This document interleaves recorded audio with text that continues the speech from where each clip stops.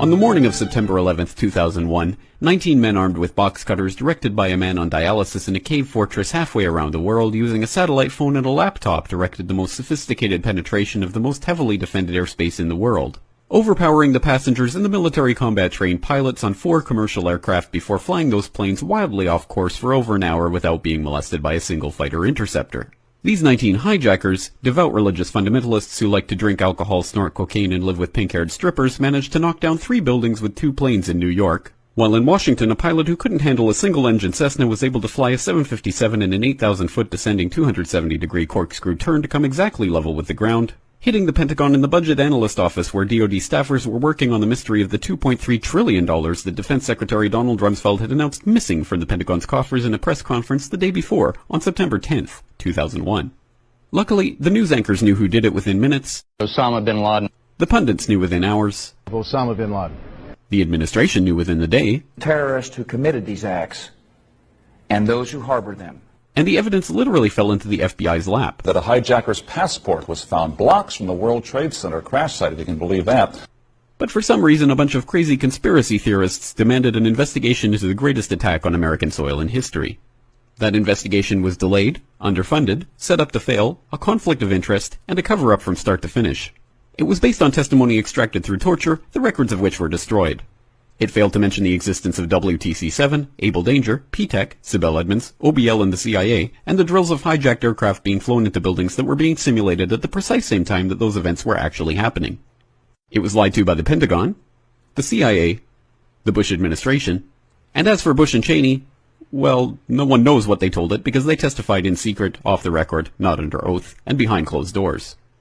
It didn't bother to look at who funded the attacks because that question is ultimately of little practical significance.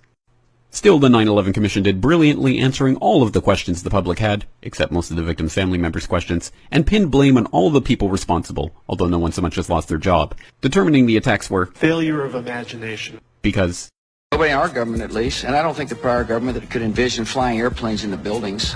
Except the Pentagon, FEMA, NORAD, and the NRO. The DIA destroyed 2.5 terabytes of data on Able Danger, but that's okay because it probably wasn't important. The SEC destroyed their records on the investigation into the insider trading before the attacks, but that's okay because destroying the records of the largest investigation in SEC history is just part of routine record keeping. NIST has classified the data that they used for their model of WTC-7's collapse, but that's okay because knowing how they made their model of the collapse would jeopardize public safety. The FBI has argued that all material related to their investigation of 9/11 should be kept secret from the public, but that's okay because the FBI probably has nothing to hide. This man never existed, nor is anything he had to say worthy of your attention, and if you say otherwise, you are a paranoid conspiracy theorist and deserve to be shunned by all of humanity. Likewise him, and her. And her, and her, and him. Osama bin Laden lived in a cave fortress in the hills of Afghanistan, but somehow got away. Then he was hiding out in Tora Bora, but somehow got away. Then he lived in Abbottabad for years, taunting the most comprehensive intelligence dragnet employing the most sophisticated technology in the history of the world for a decade, releasing video after video with complete impunity and getting younger and younger as he did so, before finally being found in a daring SEAL team raid which wasn't recorded on video, in which he didn't resist or use his wife as a human shield, and in which these crack special forces operatives panicked and killed this unarmed man, supposedly the best source of intelligence about those dastardly terrorists on the entire planet. Then they dumped his body in the ocean before telling anyone about it. Then a couple dozen of that team's members died in a helicopter crash in Afghanistan. This is the story of 9/11, brought to you by the media which told you the hard truths about His head could be seen to move violently forward. And they took the babies out of the incubators. And mobile production facilities. And the rescue of Jessica Lynch. If you have any questions about this story, you are a batshit paranoid tinfoil dog-abusing baby hater and will be reviled by everyone.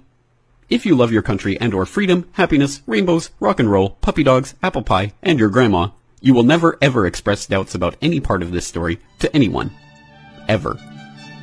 This has been a public service announcement by the Friends of the FBI, CIA, NSA, DIA, SEC, MSM, White House, NIST, and the 9/11 Commission. Because ignorance is strength.